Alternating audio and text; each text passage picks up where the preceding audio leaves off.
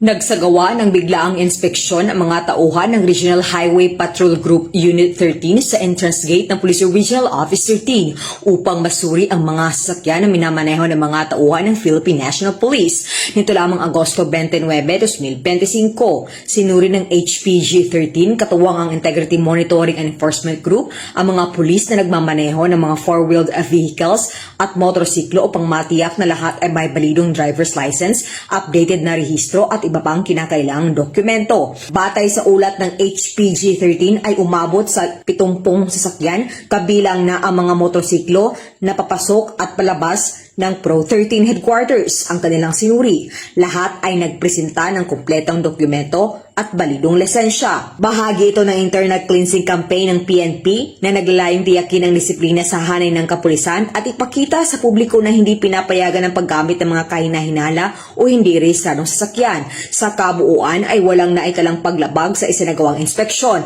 Patunay na maayos at disiplinado ang hanay ng Pro 13 sa pagsunod sa batas, trapiko at regulasyon. Mula dito sa Police Regional Office 13, ako ang iyong PNN correspondent, Patrolwoman Karen A. Malilin, alagad ng batas, taga-taguyod ng Balitang Pulis.